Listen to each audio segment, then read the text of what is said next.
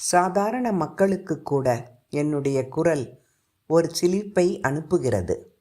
அது ஒரு நம்பிக்கையை, ஓர் அன்பை, எல்லாவற்றையும் இழந்துவிடவில்லை என்ற ஓர் உணர்வை மலரச் செய்கிறது. மற்றவர்களுக்கு உள்ளே மறைந்து கிடக்கும் பிரகாசத்தை வெளிக்கொணர்கிறது. இன்னும் பலருக்கு இவ்வுலகின் புதிர்களை விடுவிக்கும் தீர்வை அளிக்கிறது. சாந்தியின், நிச்சலனத்தின் மற்றும் அமைதியின் குரல் அது. ஆனால் ஆளும் வல்லமையும் பிரகாசமும் உடையது. அது தன்னைத்தானே தெளிவாகவும் நுட்பமாகவும் வெளிப்படுத்தக்கூடியது. அது வார்த்தைகளுக்கு பின்னால் மறைந்திருக்கும் ஆழ்ந்த மனோபாவத்தை வெளிப்படுத்துவது. அது பரந்து விரிந்து பிரபஞ்சமளாவிய உணர்வாற்றலுக்கு எல்லைகளை திறக்கிறது.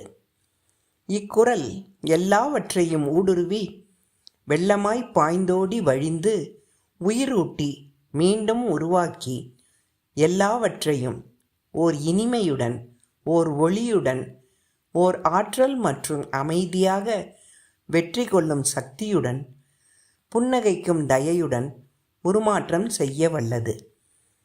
என்னுடைய குரல் நம்முடைய லட்சியத்தை அடையும் வரை போராடக்கூடிய நம்முடைய மன உறுதியை வலிமை பெறச் செய்தும், பக்தி மற்றும் இறை அன்பினும் உயர் உணர்வுகளுக்கான தீவிர ஆர்வத்தை நம்முள் விழிக்கச் செய்து அந்த சூழலால் நிரம்பி இருக்கிறது.